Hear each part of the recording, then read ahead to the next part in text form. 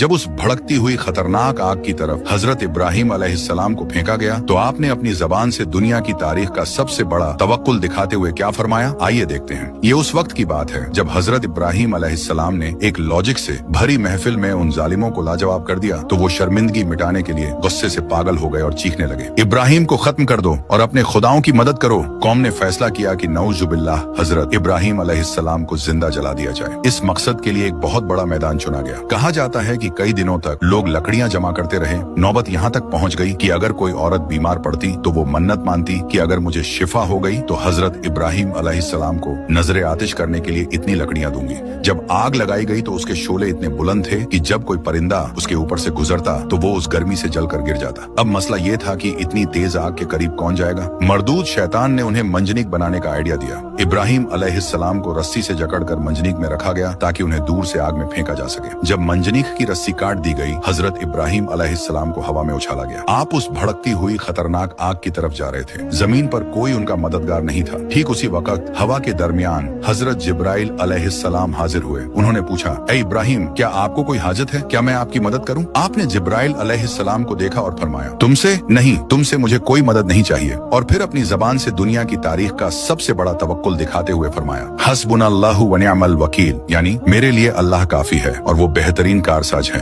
अभी इब्राहिम अलैहिस्सलाम आग की लपटों तक पहुंचे भी नहीं थे कि अल्लाह की रहमत जोश में आ गई। अल्लाह ने बराह रास्ता डायरेक्ट आग को हुक्म दिया। अल्लाह ने फरमाया, कुलना या नारु कूनी बर्दन व सलामन अला इब्राहिम, यानी ए आग, इब्राहिम पर ठंडी और सलामती वाली बन जा। जैसे ही इब्राहिम अलैहिस्सलाम आग में गिरे, दुनिया ने एक हैरान कुन मंजर देखा। आग ने इब्राहिम अलैहिस्सलाम के जिस्म को छुआ तक नहीं, आग ने उनके कपड़ों को भी नहीं जलाया, सिर्फ वो रस्सियां जल गईं जिनसे उन्हें बांधा गया था।